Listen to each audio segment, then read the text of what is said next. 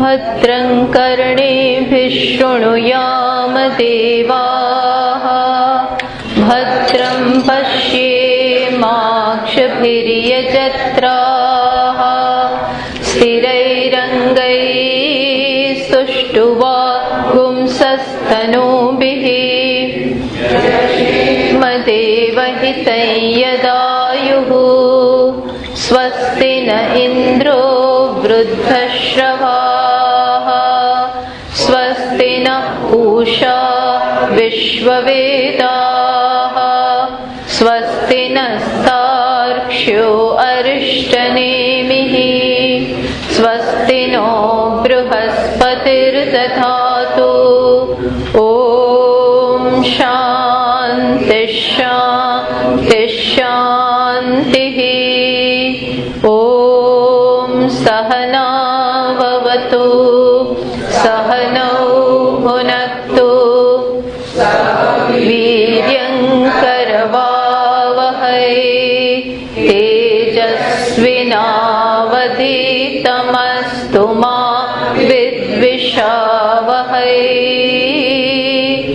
ॐ शान्ति शान्ति शान्तिः श्रुतिस्मृतिपुराणानाम् आलयं करुणालयं नमामि भगवत्पादं शङ्करं लोकशङ्करं शङ्करं शङ्कराचार्यं केशवं बादरायणं सूत्रभाष्यकृतौ वन्दे भगवन्तौ पुनः पुनः ईश्वरो गुरुरात्मेति मूर्तिभेदविभागिने व्योमवद्व्याप्तदेहाय दक्षिणामूर्तये नमः प्रज्ञानां शुप्रतानैः स्थिरचरनिकर व्यापिभिर्व्याप्य लोकान् भुक्त्वा भोगान् सविष्ठान् पुनरपि धिषणोत् भासितान् कामजन्यान् पीत्वा सर्वान् विशेषान् स्वपिति मधुरभुं मायया भोजयन्नः मायासङ्ख्यातुरीयं परममृतमजं तन्नतोऽस्मि यो विश्वात्मा विदिजविषयान् प्राश्य भोगान् सविष्ठान् पश्चाच्चान्यान् स्वमतिविभवान् ज्योतिषा स्वेन सूक्ष्मान् सर्वानेतान् पुनरपि शनैः स्वात्मनि स्थापयित्वा हित्वा सर्वान् विशेषान् विगतगुणगण पात्वसौ न स्तुरीयः 58वां श्लोक थी धर्माय इति जायन्ते जायन्ते तेन तत्त्वतः जन्म मायोपमं तेषाम् सा च माया न विद्यते यथा माया मयाद्बीजात्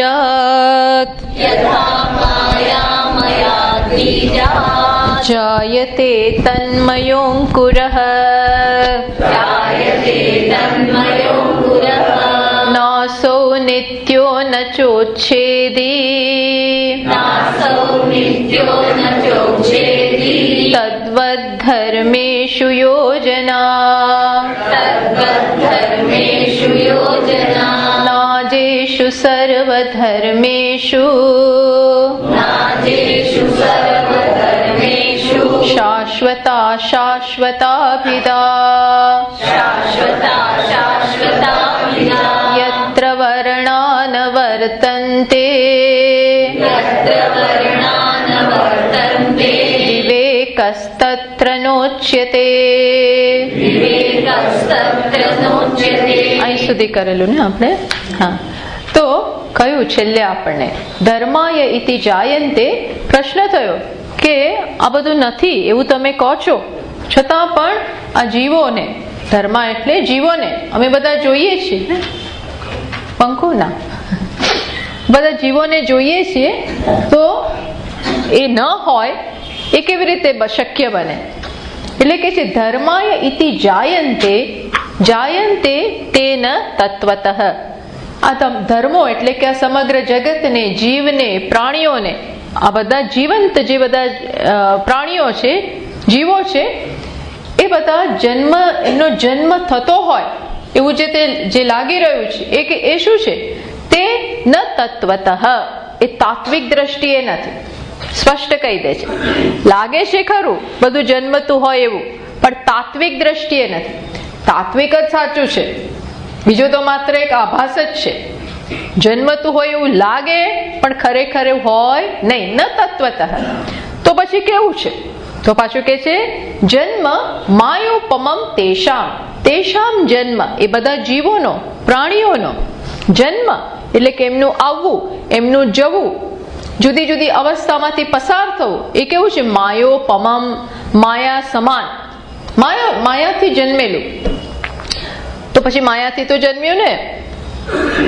એક પછી એક પ્રશ્ન પૂછતા જાય છે.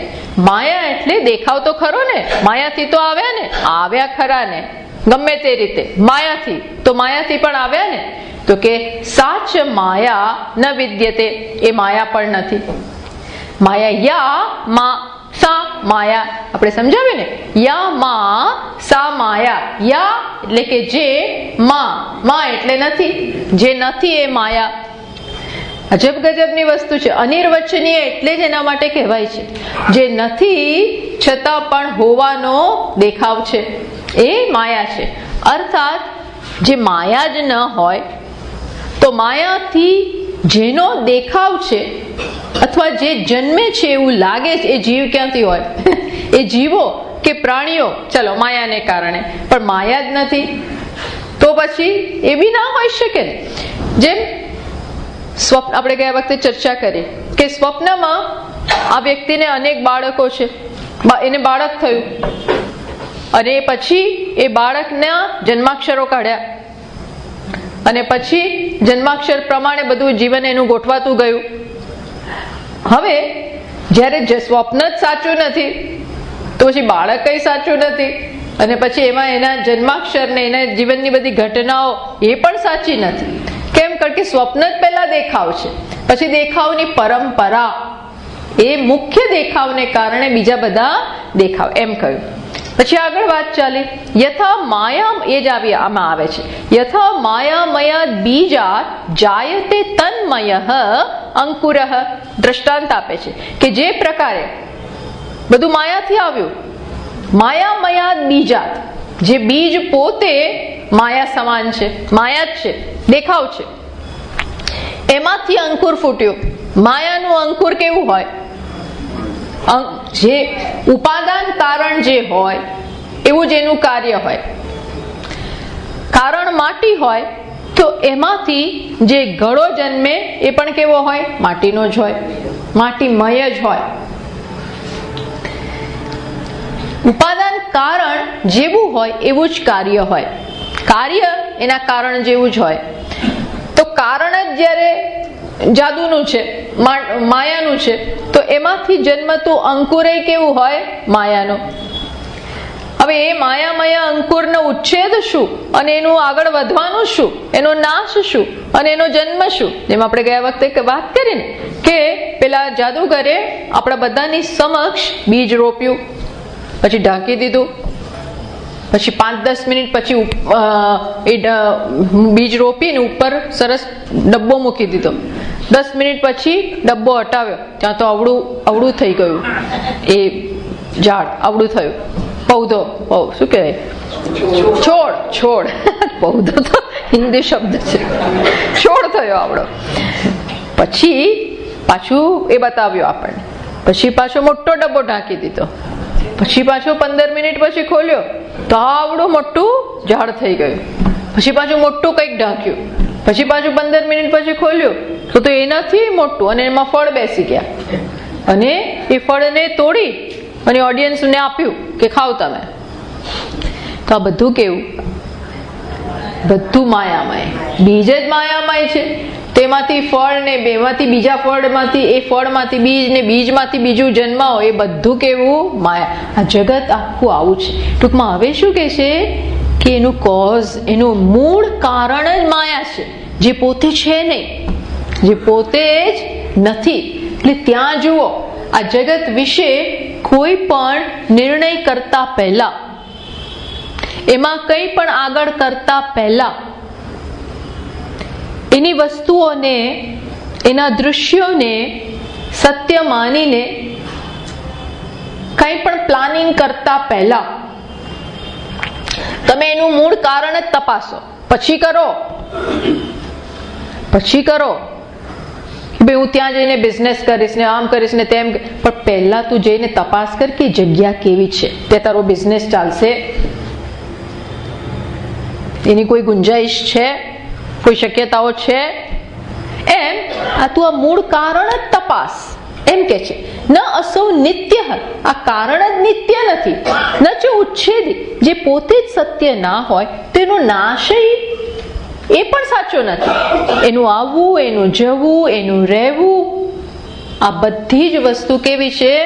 એ જ પ્રકારની. તદ્વત ધર્મેશુ યોજના, એટલે આપણને કહ્યું કે આ ધર્મ એટલે કે આ જીવો, પ્રાણીઓ, જે બધું અહીંયા હલન ચલન, સ્થાવર જંગમ, આ બધું જે દેખાય છે, આ બીજા બધાની આપણને એટલી તકલીફ નથી, પણ આ આપણો જન્મ, આપણું મૃત્યુ, એનું બહુ દુઃખ છે. એટલે કે છે તદ્વત, એ પણ એવું જ છે.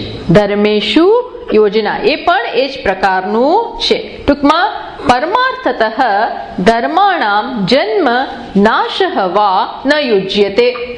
પરમાર્થતઃ અગત્યનું શું છે જીવનમાં? બસ અહીં આપણું ધ્યાન આપણે કેન્દ્રિત કરવું જોઈએ. પરમાર્થતઃ, પરમાર્થતઃ એટલે પારમાર્થિક દ્રષ્ટિએ, પરમ અર્થ, બધા અર્થ એટલે અલ્ટિમેટ રિયાલિટી, પરમ સત્ય. તો શું ઉતરતા સત્ય છે? તો કે હા, કહી શકીએ આપણે કે આ બધું દેખાવ એટલે ઉતરતું સત્ય. ઉતરતું સત્ય એટલે માત્ર દેખાય, પણ પરમ અર્થ એટલે શું? વાસ્તવિકતા. એ કેવી છે? એમાં આવવાપણું નથી, જવાપણું નથી, ફેરફાર નથી, એ જેવું છે એવું છે. કઈ થયું નથી, કઈ થવાનું નથી, ન હોનહાર. બધા મહાત્માઓ આવા શબ્દો વાપરે કે કુછ હુઆ નહીં હૈ, ન હોને વાલા હૈ, જો હૈ वो भरपूर है. અર્થાત આ સત્ય જે છે જ, એમાં તમે વધારોય ના કરી શકો, ઘટાડો ના કરી શકો. એનો જન્મ નથી, એનો ઘટાડો નથી, ભરપૂર. એ તો એનો સત્ય વિજ્ઞપ્તિ ચૈતન્ય કેવું છે? એની સત્તામાં ભરપૂર. ભરપૂર એટલે જેવું છે એવું છે, આવું છે. એટલે ત્યાં ધ્યાન કરો. જીવનમાં આપણે પણ ક્યાં નજર કરવી જોઈએ કે સત્ય શું છે? એ પછી કયું? આપણે 60મા શ્લોક સુધી આવેલા. ન અજેશુ ધર્મ, પછી હવે કે છે તો પછી આવા જ શબ્દો શું કરવાને વાપરો છો? તો કે સાચી વાત છે, એના માટે કોઈ શબ્દ વપરાય જ નહીં. ન અજેશુ ધર્મેશ, ન અજેશુ સર્વ ધર્મેશુ, બધા જીવો કેવા છે? અજેશુ, જન્મ રહિતના, એનો જન્મ જ નહોતો. અને બધાનો એવો નહીં કે એક બે નો નહીં, એકો એક. હવે એકો એક ના કહેવાય, કારણ કે કોઈ આવ્યા જ નથી, માત્ર એક જ ચૈતન્ય છે. તો એમાં અનેક એવો શબ્દનો પ્રયોગ પણ થઈ શકે એમ નથી. એ હંમેશા છે, નિત્ય છે, અનિત્ય છે, એવા શબ્દોના પ્રયોગ શક્ય નથી. એટલે કે છે સર્વેષુ ધર્મેષુ શાશ્વત અશાશ્વત અભિધા. એમાં આ નિત્ય છે કે અનિત્ય છે, શાશ્વત છે કે અશાશ્વત છે, એવા કોઈ શબ્દની પ્રવૃત્તિ ત્યાં શક્ય નથી. એમાં એવી શબ્દની પ્રવૃત્તિ એટલે શબ્દનો પ્રયોગ ના કરી શકીએ. કોઈ પ્રયોગ નિત્ય કહો એટલે શું થાય? સમયમાં હંમેશ માટે. અનિત્યથી વિરુદ્ધ એવું નિત્ય. આ બધા શબ્દો કેવા છે? સાપેક્ષ. સાપેક્ષ. સુખ કહો એટલે શું? દુઃખથી વિરુદ્ધનું. વિરુદ્ધનું. ગરમી તો કે ઠંડીથી વિરુદ્ધની. માન તો કે અપમાનથી વિરુદ્ધનું. તવંગર એટલે શું કહેવાય? એકદમ જ ગરીબ અને ધનવાન. ધનવાન તો કોના વિરુદ્ધનું? આપણે તરત ગરીબથી વિરુદ્ધ. આ બધા શબ્દો બીજા શબ્દના સરખામણીમાં આપણે વાપરીએ છીએ. જ્યારે આવા કોઈ શબ્દ ચૈતન્ય માટે બીજું કઈ છે જ નહીં એના જેવું, એટલે ત્યાં શાશ્વત કે અશાશ્વત આવું અભિધા એટલે નામ વાપરી શકાય એવા છે નહીં. પછી પાછું એને સરસ સમજાયું. યત્ર એટલે કે જે બાબતે, જેના વિશે વર્ણાહા ન વર્તન્તે. વર્ણાહા એટલે શબ્દો. વર્ણા એટલે શબ્દો. વર્ણમાલા આપણે કહીએ છીએ ને, જે એક એક લેટર હોય, વર્ણો હોય, એ બધાના શબ્દો બનેલા હોય. વર્ણથી શબ્દો બને. તો કે છે જ્યાં વર્ણાહા ન વર્તન્તે, એ શું? બધા વર્ણો અર્થાહા, શબ્દો બધા પદાર્થો માટે છે. ઘડો, લાકડી, રૂમાલ. તો રૂમાલ નામનો પદાર્થ છે, રૂપ છે, માટે રૂમાલ નામ છે. રૂમાલ રૂપ, પદાર્થ અને એનું નામ રૂમાલ. તો નામ રૂપને સાથે જાય. નામ હંમેશા રૂપની સાથે જાય. પણ રૂપ હોય તો નામ હોય, અને નામ રૂપ માટે છે. આ બંને સાથે જ હોય. તમે નામ બોલો એટલે રૂપનો ખ્યાલ આવે, અને રૂપનો ખ્યાલ આવે ને, રૂપનું તમારા મનમાં ચિત્ર આવે. એટલે ધારો કે પણ તમને નામ ન ખબર હોય તો પણ આપણે મનમાં નામ આપી દઈએ. આપણે કોઈ વ્યક્તિને નામ ના ખબર હોય તો આપણે શું કહીએ? પેલો ઊંચો, પેલો ઊંચો તાળ જેવો, પેલો લંબુ. કોઈ ઠીંગડા હોય એનો, જો ઠીંગણો બોલી દે, નામ ના ખબર હોય તો બી આપણે બોલી દે, પેલો જાડો, પેલો પહેલવાન. કઈ ના ખબર હોય ને તો મનમાં નામ આપણે આપી જ દઈએ. જોજો તમે, બીકોઝ કોઈક આકાર છે. હવે જેને આકાર જ નથી, જેને રૂપ નથી, ગંધ નથી, રસ નથી, પેલું ખાટા ખાટા જેવું કંઈક ખાધું, નામ ના ખબર હોય, ખાટો ખાટું કંઈક ખાધું, તુરુ તુરુ. તુરુ તુરુ જો સ્વાદ હતો ને તે દિવસે તે બનાવ્યું હતું, તુરુ તુરુ. તો તુરુ તુરુ ખબર છે તમને, એના જેવું એટલે આપણે કંઈક ખ્યાલ આવે. ખાટું ખાટું એટલે આપણને એમ થાય કે લીંબુ જેવું સ્વાદ હશે, કે આંબલી જેવો સ્વાદ હશે. કંઈક આઈડિયા આવે. તમને ખ્યાલ આવ્યો? કોકના જેવું કીધું એટલે કંઈક આઈડિયા આવે. કેવું હતું આ, કેવી જગ્યા હતી?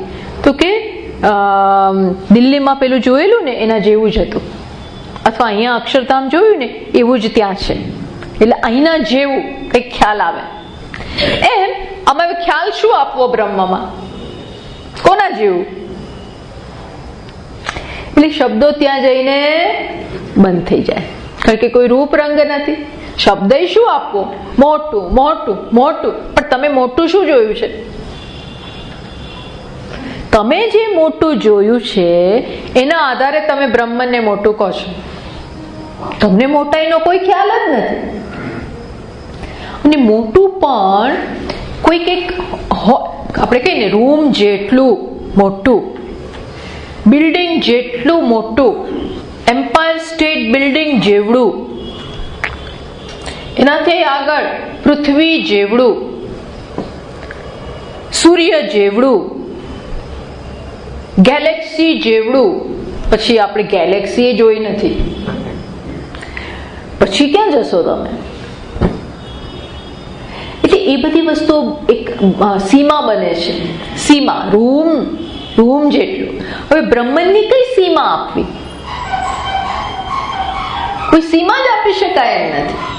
એટલે વાણી ચૂપ, બોલવા જાય તો ચૂપ. એટલે ગુરુ કે શાસ્ત્રો બસ અહીં સુધી લઈ જાય, અહીં સુધી પહોંચશે. પછી જાતે વાણી બંધ કરી અથવા જે રીતે પણ એને સમજવાનું છે. તો સમજવા ક્યાં જાઓ? એ તારું પોતાનો સ્વરૂપ છે, તું જ છે. હું એટલે તો 5 ફૂટ, હું એટલે તો 60 કિલો. તો કે એ તું નથી, એ તું નથી. હું એટલે ફલાણો, હું એટલે બ્રાહ્મણ, હું એટલે જૈન, હું એટલે વૈષ્ણવ વાણિયા. તો કે એ તું નથી. હું એટલે પૃથ્વીવાસી, મનુષ્ય, ગંધર્વવાસી, સ્વર્ગવાસી. સ્વર્ગવાસી એટલે ગયા એવું નહીં, એવું ના માનતા. સ્વર્ગમાં રહેનારો. ઇન્દ્ર શું કે? હું સ્વર્ગમાં રહેનારો. શિવજી શું કે? હું કૈલાસપતિ. વિષ્ણુ ભગવાન શું કે? હું ક્યાંનો ભાઈ? વૈકુંઠ, વૈકુંઠનાથ, વૈકુંઠપતિ. આ બધાના વાસ, જુદા જુદા લોક. એ હું નથી, એ આત્મા નથી, એ આત્મા નથી. હું એટલે ભણેલો, ગણેલો, સંસ્કારી. એ આત્મા નથી. આત્માને કોઈ સંસ્કાર નથી. એટલે કે સાવ બિન સંસ્કારી, કોઈ સંસ્કાર જ નથી. ન ગુણો? તો કે હા, ગુણ બાંધે છે, એક માપ આપે છે. સારો તો ખરાબ એ બ્રહ્મ નહીં? તો કે ના, ખરાબમાં પણ બ્રહ્મ. ખરાબ પણ બ્રહ્મને કારણે, પણ બ્રહ્મ ખરાબ નહીં. સમજો, સારો પણ બ્રહ્મને કારણે, સારામાં પણ બ્રહ્મ, સારો પણ બ્રહ્મને કારણે, પણ બ્રહ્મ સારો નહીં. સારા પણ બ્રહ્મ વગર ના હોઈ શકે, પણ બ્રહ્મને સારો ના કહી શકાય. ખરાબ પણ બ્રહ્મ વગર ના હોઈ શકે. હા, કારણ કે સર્પ જેવો છે, લાંબો, ટૂંકો, ઝેરીલો, ઝેર વગરનો, દાંતવાળો, દાંત વગરનો, જેવો હોય એવો, લીસોટા વાળો, કાળો, ધોળો, જેવો સર્પ હોય એવો. કોને કારણે? બ્રહ્મને કારણે. ભાઈ આ તો દ્રષ્ટાંતની વાત ચાલે. જેવો છે એવો સર્પ કોને કારણે? રજ્જુને કારણે. એ રજ્જુ સર્પ જેવો દેખાય છે. રજ્જુ જ ના હોય તો સર્પનો દેખાવ નથી થવાનો.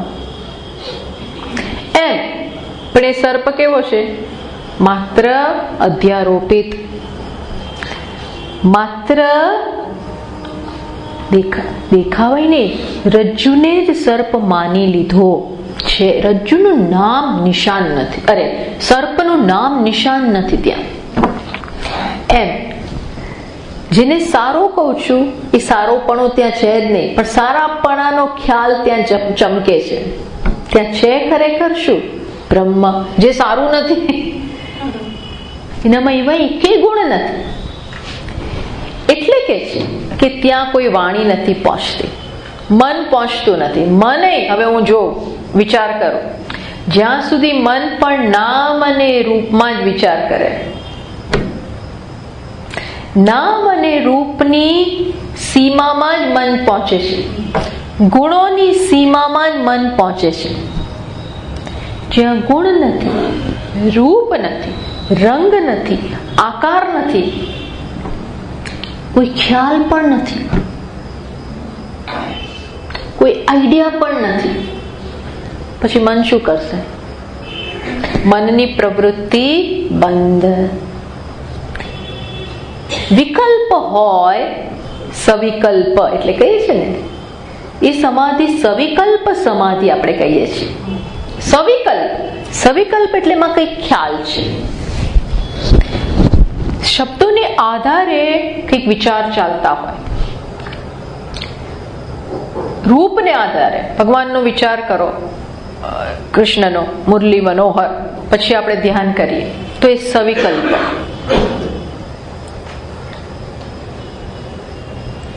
સવિકલ્પ શબ્દને આધારે પણ થાય. નિધિધ્યાસન ચાલતું હોય, કે કહીએ ને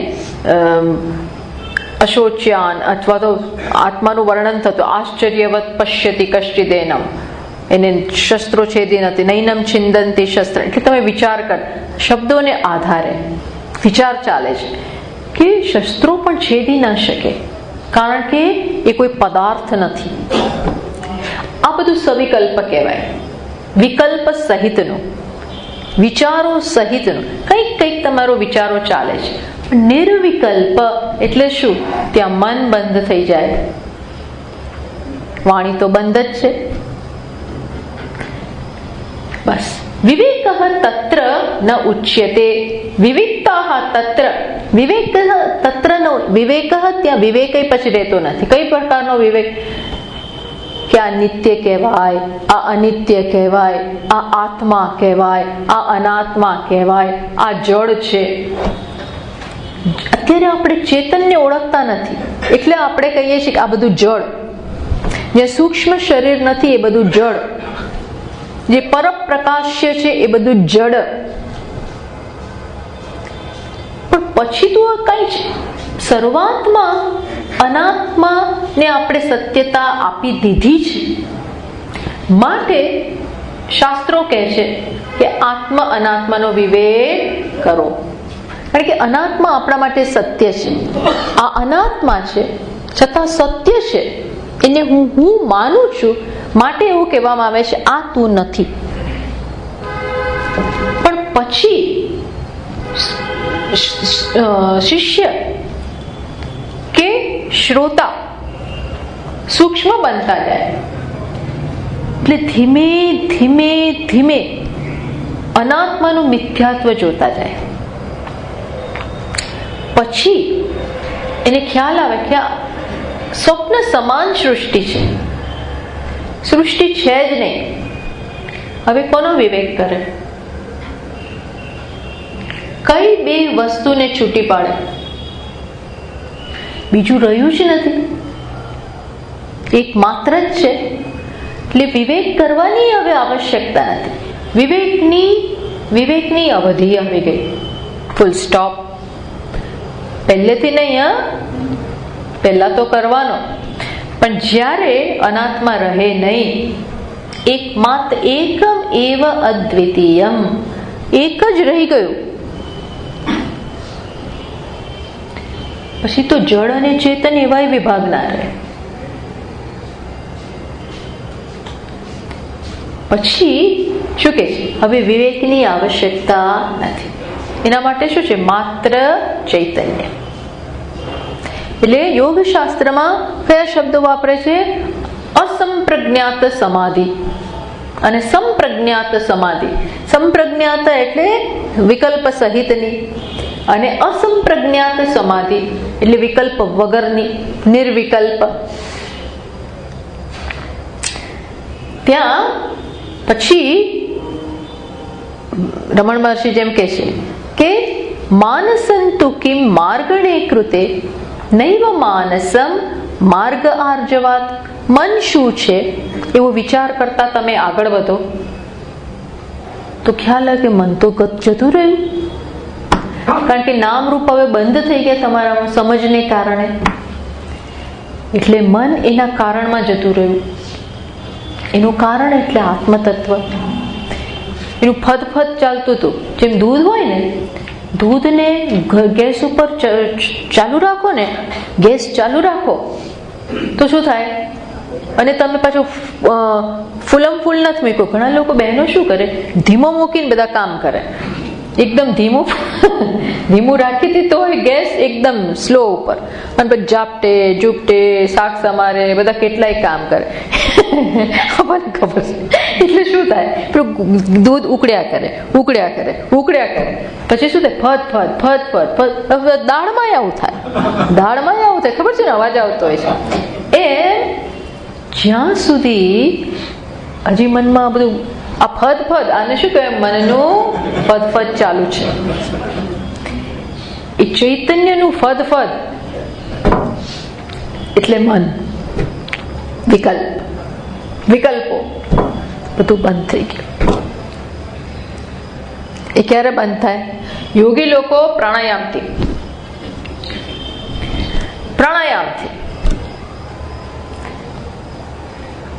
પ્રાણાયામના બળથી બંધ થયું છે, પછી પાછું ચાલુ થઈ જાય. જ્યારે વિવેકી છે અથવા જ્ઞાની એ એટલા આત્મનિષ્ઠ છે કે પછી ફદ બંધ થઈ ગયું. વિધાઉટ પ્રાણાયામ એની જરૂર નથી, એવું થાય. બેસ્યા હોય એબ્ઝોર્બ્ડ. રમણ મહર્ષિ છે, રામકૃષ્ણ પરમહંસ, આમાં ઘણા બધા. હવે ત્યાં કોનો વિવેક કરવા જાય કે આ સ્ત્રી, કે આ પુરુષ, કે આ આકાર, કે આ જળ, કે આ રૂપ, કે આ નામ, ક્યાં કઈ છે જ? ક્યાં જોનારો જ નથી, જોવાનુંય નથી. જોનારો અને જોવાયું, હા, દ્રષ્ટા અને દૃશ્ય એ બે જ નથી. તો એ બંને વચ્ચેનો સંબંધ એટલે જોવાનું. દ્રષ્ટા, દૃશ્ય અને દર્શન. દ્રષ્ટાય નથી, દૃશ્યય નથી, તો દર્શન ક્યાંથી હોય? બધું ફોલ્ડ અપ. પેલી સાડી છે ને, ખુલ્લી હોય, પછી આમ સંકેલાઈ જાય. દૃષ્ટા, દૃશ્ય અને દર્શન એટલે આમ ખોલ્યું બધું.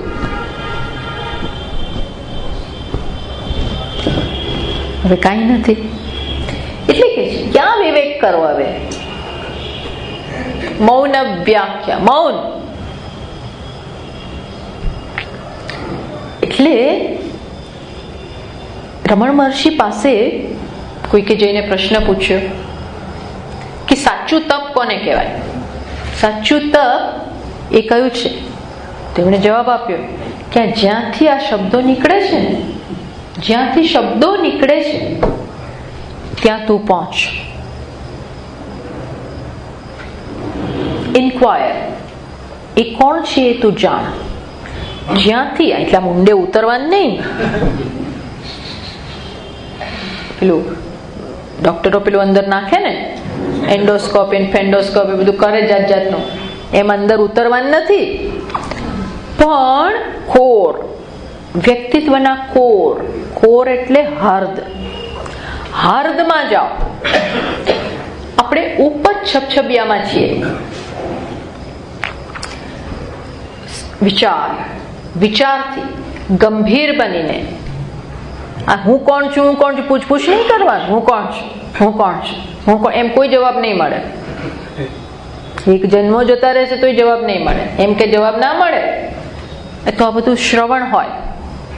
દીર્ઘકાળનું શ્રવણ, દીર્ઘકાળનો વ્યવસ્થિત અભ્યાસ, દીર્ઘકાળ આદર સહિતનો અભ્યાસ ને કારણે એક સમજ પ્રાપ્ત થઈ હોય, અને પછી તમારી સાથે તમે બેસો, વિચાર કરો, કોણ છું? શું ખરેખર કોઈ એક વ્યક્તિ છું? સંબંધિત લોકોથી? શું મનુષ્ય છું? સ્ત્રી છું? પિતા છું? પુરુષ છું?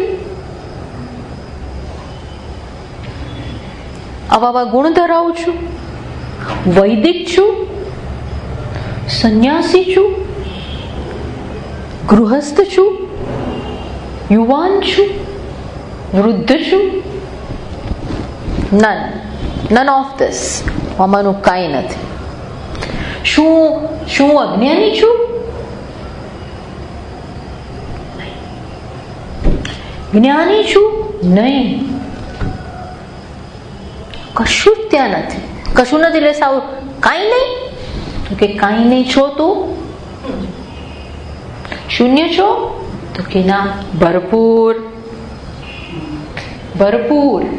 ભરપૂર એટલે આત્મા, જેને આપણે શું કહીએ છીએ? એ હું, અહમ, અહમ, અહમ. એમાં આ બધું કાઢો. હમણાં હું જે બધું બોલી ને, આ બધા આજુબાજુનો સંસાર, અને આમાં જ સંસાર ભરેલો છે. હુંમાં જ અત્યારે ભેરવી દીધો છે, બહુ જટિલ બનાવી દીધો છે. હું ને મારું આ ને મારું પેલું, અને હુંમાં જ કેટલું બધું કોમ્પ્લિકેટેડ, મોસ્ટ કોમ્પ્લિકેટેડ. પછી આની માટે સૂક્ષ્મતા જોઈએ, ધીરજ જોઈએ. પછી જે એ સાચો હું, એ પછી બોલવાની જરૂર નથી. ભરપૂર એટલે કે યત્ર વર્ણા ન વર્તન્તે વિવેક તત્ર ન ઉચ્યતે. ત્યાં પછી કોઈ વિવેક ઇતર ભેદ, આ એક આ બીજું, એવી ગણતરી, એવો ભેદ પણ ત્યાં રહેતો નથી. નિર્ભેદ, કોઈ ભેદ ત્યાં છે નહીં.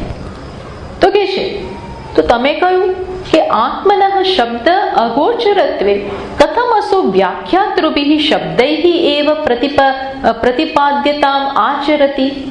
એટલે પ્રશ્ન કર્યો કે તમે કહ્યું કે આત્મામાં તો કોઈ શબ્દો જ નથી પહોંચતા, મન પહોંચતું નથી. સારું, તમે આવું તો કહી દીધું. યતો વાચો નિવર્તન્તે અપ્રાપ્ય મનસાસહ. તો તમે જ બતાવો કે વ્યાખ્યાતા, ટૂંકમાં વક્તા કે ગુરુ કે શાસ્ત્ર શિષ્યોને સમજાવે છે, અને શિષ્યો પૂછે, શું પૂછે? તો કે છે તંતુ ઔપનિષદમ પુરુષમ પૃચ્છામિ. પૂછે ને કે હું તમને ઉપનિષદ ગમ્ય પુરુષ વિશે પ્રશ્ન કરું છું. ઉપનિષદ દ્વારા, અર્થાત બહુ સ્પષ્ટ છે કે આ આત્મા કોના દ્વારા જણાય? ઉપનિષદ દ્વારા. શાસ્ત્ર, ઉપનિષદ એટલે શાસ્ત્ર, શ્રુતિ. તો પૂછનારો કોઈક છે, એને જવાબ આપનાર વક્તા છે, જે ઉપનિષદ દ્વારા જણાવે છે. તો આ બધું ક્યાં છે? બોલનાર, જેના વિશે બોલે છે, પ્રતિપાદક અને પ્રતિપાદ્ય વસ્તુ, આ બધું ક્યાંથી આવ્યું? જો આત્મામાં શબ્દોની જ પહોંચ નથી, મનની જ પહોંચ નથી, તો કે વાત સાચી છે. એ શબ્દો પહોંચે છે, એ ઉપનિષદનો આખો જે વ્યવહાર છે ને, એ પણ તમારા મનનું સ્પંદન છે. એ પણ શું છે? એ પણ સ્વપ્ન સમાન છે. મનનું સ્પંદન એટલે એ પણ સર્પ સમાન છે. સર્પ સમાન છે એટલે આ ભલે આ આપણને જગાડશે ખરું, આત્માનું જ્ઞાન આપી દેશે ખરું. ગુરુ પાસે જાઓ યોગ્ય જગ્યાએ, અને તમે શાસ્ત્ર પાસે સાંભળો, જ્ઞાન પ્રાપ્ત કરો, એ જરૂર જ્ઞાન આપે. પણ પછી એ પણ જ્ઞાન આપે છે માટે સત્ય એવું જરૂરી નહીં, એ પણ પછી મિથ્યા જ છે. એટલે કે છે કે એવા અમે જડ નથી કે પછી આ સાચું છે એમ કરીને પકડી રાખીએ. એટલે શંકરાચાર્યજી મહારાજ પેલામાં લખે છે, ન ગુરુ ન શિષ્ય, કે ત્યાં ગુરુ બી નથી, ત્યાં શિષ્ય પણ નથી, ધર્મ નથી, અધર્મ તો નથી, પણ ધર્મય નથી, કશું જ નહીં ભાઈ, મોક્ષય નહીં. મોક્ષ શબ્દ હવે જરૂર નથી. મોક્ષ એટલે તો પહેલા બંધન પછી મુક્તિ. તો આ તો ઘટના થઈ ગઈ. પહેલા આત્મા બંધાયેલો, પછી મુક્ત થયો, એ પછી ઉડી ગયું. એટલે કે છે 61મા શ્લોકમાં કે છે આપણે આગળ આવી ગયા ત્રીજા અધ્યાયના 29 અને 30માં શ્લોકમાં ત્યાં આવી ગયું. ફરી પાછું ઉલ્લેખ અહીંયા કરે છે. યથા સ્વપ્ને દ્વયાભાસમ ચિત્તમ ચલતિ માયયા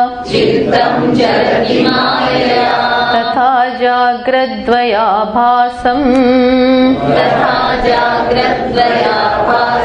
ચિત્તમ ચલતિ માયયા. શું કે છે? યથા સ્વપ્ને દ્વય. આ બધું કોના જેવું છે? તો કે આ પણ શું છે? ચિત્ત સ્પંદન માત્રમ અવિચાર સુંદરમ. કે આ બધું પણ શું છે?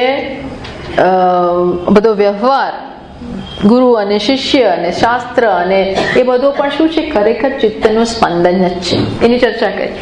પછી શ્લોકમાં શું કહે? યથા સ્વપ્ને દ્વયાભાસમ. વળી પાછા સ્વપ્નના દ્રષ્ટાંત પર આવી ગયા કે સ્વપ્નમાં પણ દ્વયા આભાસમ.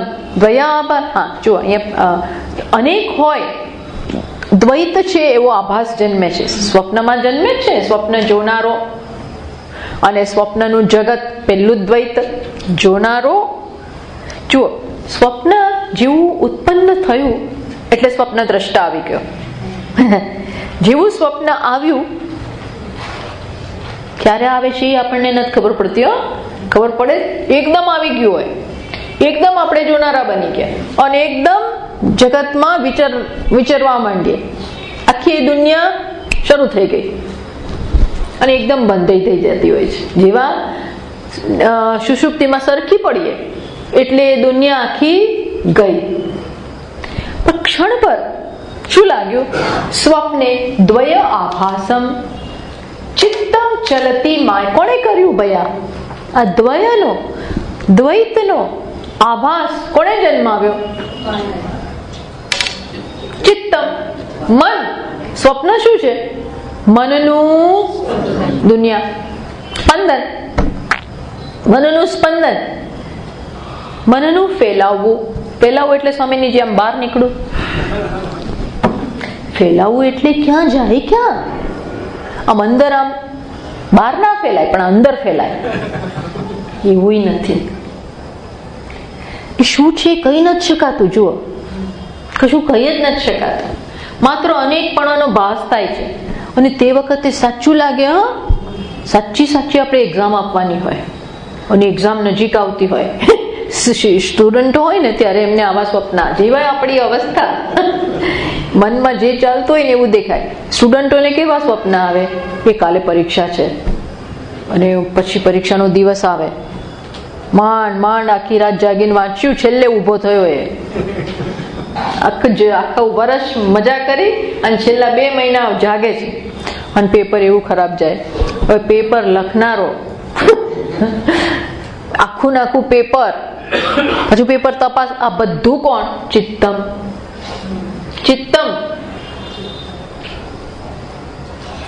એનું પરીક્ષક પાછું જોતો હોય, કારણ કે આને મન થઈ ગયું કોપી કરી નાખું, તો પેલો એક્ઝામિનર, પેલો સુપરવાઇઝર એ સુપરવાઇઝર સામે જ ઉભો હોય અને એ આમના જોઈશ આપણી સામે જ જોતા હોય.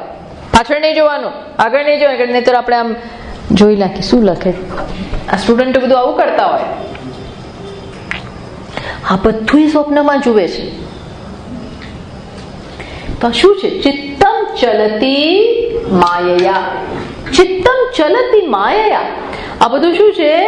મનનું સ્પંદન માયાથી. માયા શું? યામાં સાચ ન વિદ્યતે. એ તો આગળ ને કહ્યું કે તો પોતે છે ને. ચલો, આ તો સ્વપ્ન થયું. પછી શું છે? યથા. પછી શું આવે? તથા. યથા તથા. જેવું સ્વપ્નમાં તથા એવું બીજું સમજાવે છે. તથા જાગ્રત. યથા સ્વપ્ને તથા જાગૃતિ, અથવા જાગ્રતમાં. જાગ્રત દ્વયાભાસમ. એ જ પ્રકારે જાગ્રતમાં પણ દ્વયનો આભાસ વ્યવસ્થિત. સ્વામી, એ તો આપણે કેટલી ચર્ચાઓ થઈ.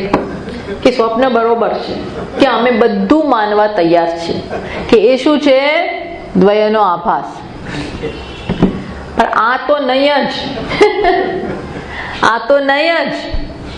આને કેવી રીતે સ્વપ્ન કહેવું? એટલે તો આખું નાખું બીજું ચેપ્ટર વૈતથ્ય પ્રકરણ આવી ગયું.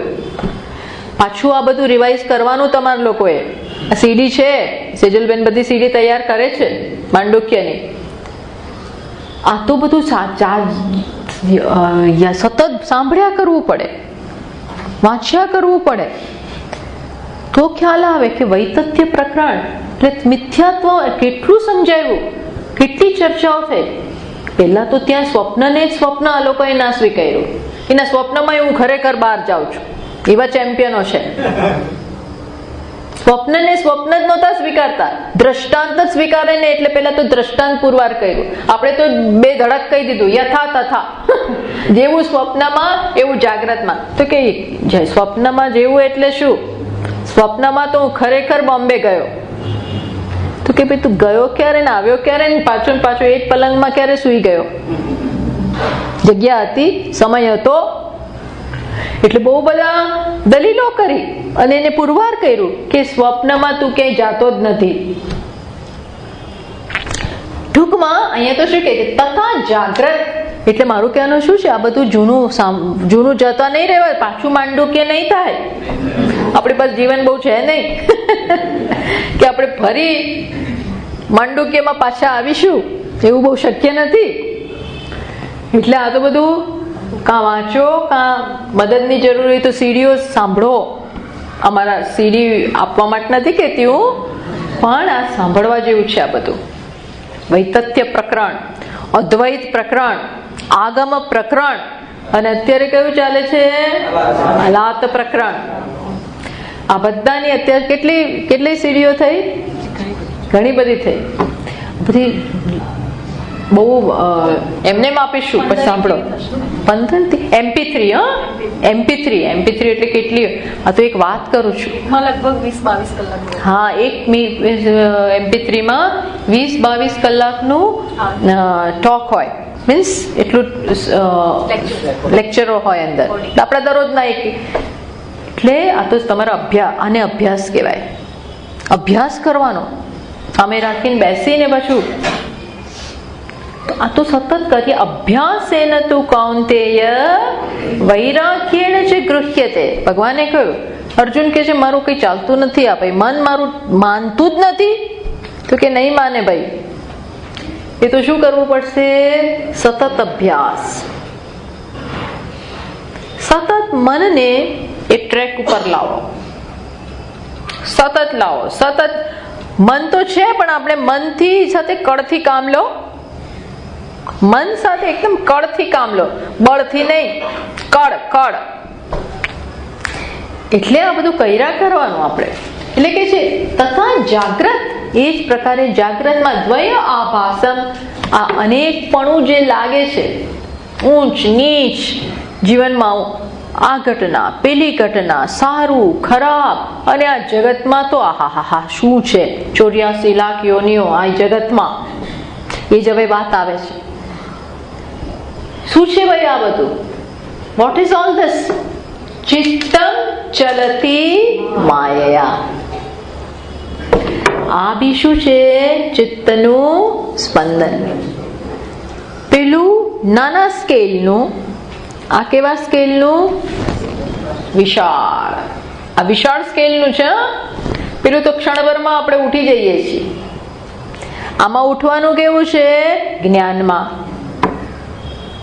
ઓ, આ તો બધું ઊંચું. જેમ સ્વપ્નમાં જે બધા પદાર્થો દેખાયા એ કોણ હતું? મન, ચિત્ત. જે સ્વપ્નમાં જે બધો, ધારો કે સ્વપ્નમાં તમને નદી દેખાણી, પહાડ દેખાયા, અને તમે બોટમાં બેઠા છો, તમારી સાથે પેલું નાવિક છે અને બધું ચાલી રહ્યું છે, આ બધું સ્વપ્નમાં દેખાયું. તો એ આખો સીન, એ આખા પદાર્થો ત્યાં સ્વપ્નમાં આકાશ હોય, પણ એમાં પક્ષીઓ ઉડતા હોય, અને ગેલેક્સીઓ એ બધું હોય ત્યાં. એ બધું કોણ છે? એ સઘળા પદાર્થો કોણ છે? તમારું ચિત્ત, તમારું મન. અને મન કોણ છે? તમે. તમારું મન, એ મન પદાર્થો, પદાર્થો ચિત્ત, અને ચિત્ત સ્વપ્ન દ્રષ્ટા પોતે, દ્રષ્ટા પોતે, એનું જ મન. અર્થાત આ બધું અભિન્ન થયું ને. પદાર્થો ચિત્ત, અને ચિત્ત પેલો જોનારો. તો જો હવે આવો, આ જોનારો અને પદાર્થો વચ્ચે કયો ભેદ થયો? હોય ને અદ્વૈત. ખ્યાલ આવ્યો? અદ્વૈત, કમ્પ્લીટ અદ્વૈત. ચિત્ત જ આ બધું, અને ચિત્ત કોણ? આ જ ફેલાઈ ગયો. તથા જાગ્રત એટલે કે છે વાસુદેવ સર્વમ. વાસુદેવ જ સર્વ છે. ઘોડો, બિલાડી, હાથી, ગંધર્વ, ઇન્દ્ર, બ્રહ્માજી, વિષ્ણુ, અમેરિકન, આફ્રિકન, મનુષ્ય, સ્ત્રી, પુરુષ, આ બધું શું છે? વાસુદેવ સર્વમ. કોઈ પ્રકારના ફેરફાર વગર, ભેદ વગર. ચિત્તમ ચલતી માયયા એટલે કે છે યત પુનઃ વાગ્ગોચરત્વમ પરમાર્થતઃ અદ્વયસ્ય વિજ્ઞાન માત્રસ્ય તન મનસઃ સ્પંદન માત્રમ ન પરમાર્થત. આગળ તો પ્રશ્ન શું જન્મ્યો કે યત પુનઃ વાગ્ગોચરત્વમ, શબ્દ પ્રતિપાદ્યત્વમ, કે તમે જે કહો છો કે ઉપનિષદને સમજાવનારા અને એને સાંભળનારા ઉપનિષદ શબ્દો દ્વારા જ સમજાવે છે, તો શબ્દોનો ઉપયોગ તો કરે જ છે ને. તો આત્માને સમજાવવા માટે, આત્માનું નિરૂપણ કરવા માટે ઉપનિષદ પણ શબ્દોનો જ પ્રયોગ કરે છે. અને શબ્દ દ્વારા લક્ષ્યાર્થથી, વાચ્યાર્થથી નહીં, આત્માનું નિરૂપણ કરે છે. કઈ રીતે? લક્ષ્યાર્થથી. લક્ષ્યાર્થથી એટલે શું? રૂમાલ કહું એટલે આ રૂમાલ શબ્દ આ પદાર્થનું જ્ઞાન કરાવે. પણ આત્મા શબ્દ એ રીતે આત્મા નામના પદાર્થનું જ્ઞાન નથી કરાવતું, કારણ કે એ ત્યાં છે નહીં અને એને રૂપ રંગ નથી. તો કઈ રીતે જ્ઞાન કરાવે છે? શબ્દો બંધ થઈ જાય પણ લક્ષિત કરીને. લક્ષિત કરીને એટલે શું? પોઈન્ટર. પોઈન્ટર એટલે આપણને બતાવે ને કે અક્ષરધામ ક્યાં, તો આમ ગાંધીનગર જાઓ ને પછી આમ એરો કર્યો હોય, આમ ક્યાંય પણ આમ એરો કરે. એરો કરે એટલે શું? ત્યાં જાઓ. એમ શબ્દો શું પોઈન્ટ કરે છે? બંધ થઈ જાઓ. કોણ છે આ જ્યાં અટકે, જ્યાંથી ઊભા થાય એ આત્મા લક્ષિત કરે છે. હા, લક્ષિત, લક્ષ્યાર્થથી. એટલે એ પણ જે આખો વ્યવહાર છે એ પણ શું છે? મનનું સ્પંદન. ખરેખરો વક્તા નથી, ખરેખરો, ખરેખરો, ખરેખરું શાસ્ત્ર નથી. ખરેખરું એટલે આ પણ બધું મિથ્યા જગતમાં મિથ્યા પદાર્થો. એમાં આપણે એવું ના કહી શકીએ આખું સ્વપ્ન. ના, પણ એમાં મારો જે દીકરો દેખાયો ને તો સાચો, અને એમાં મારા બેંકમાં જે 50 કરોડ હતા ને તો સાચા. તો કે ના, જેવું બીજું બધું ને એવું જ તારા 50 કરોડ હોય. એમાં મને અમુક વસ્તુ પાછી સાચી રાખવી હોય. એટલે કે ના, ધર્મ તો મિથ્યા પણ ધર્મ તો સાચો. આપણને એવું હોય ધર્મ અધર્મ મિથ્યા કહેવા હું તૈયાર, પણ ધર્મને નહીં, સત્યને નહીં. આખું ના જેવું જ ખબર છે. આખું સ્વપ્ન જગત મિથ્યા, પણ એમાં મારા જે ઘરેણા છે એ કેવા? સત્ય. મારા ઘરેણા સત્ય.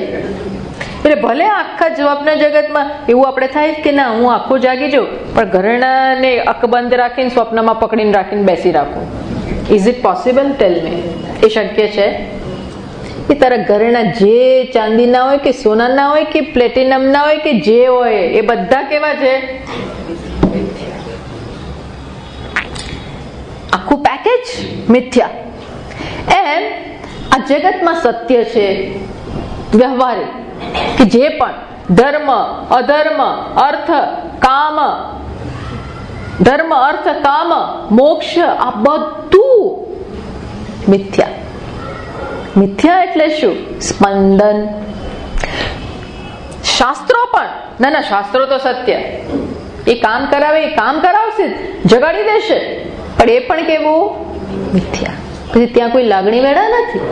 એટલે કે છે યદ પુનઃ વાગોચરત્વમ પરમાર્થતઃ અદ્વયસ્ય વિજ્ઞાન માત્રસ્ય તન મનસઃ સ્પંદન માત્ર.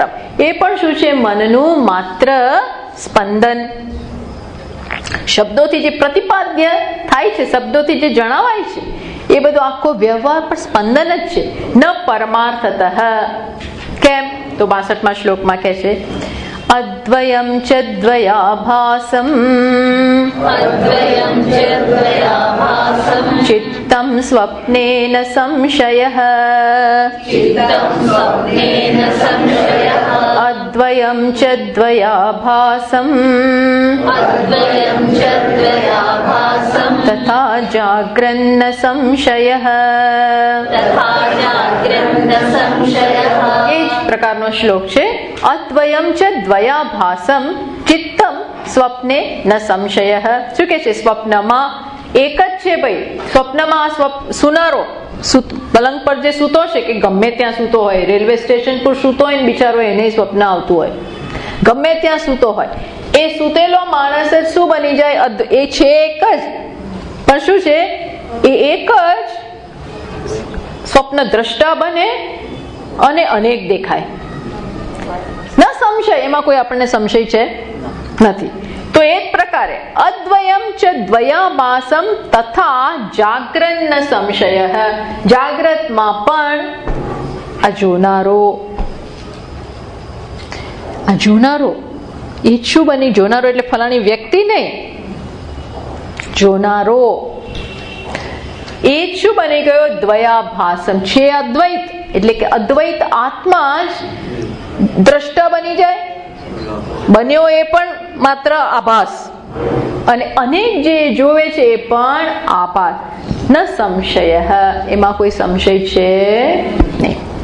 તો અને પછી કહેશે કે તમને એવું લાગે છે કે આ જગતમાં આવું છે, 84 લાખ યોનિઓ અને જુદા જુદા પ્રાણી, તો કે એ બધું પણ સ્વપ્નમાં હોય જ છે. સ્વપ્નમાં પણ બધું આવું હોય જ છે. That doesn't mean કે સાચું છે. જો આ લોકોને કોઈ પ્રકારનો આવું કહેવામાં સંકોચ જ નથી.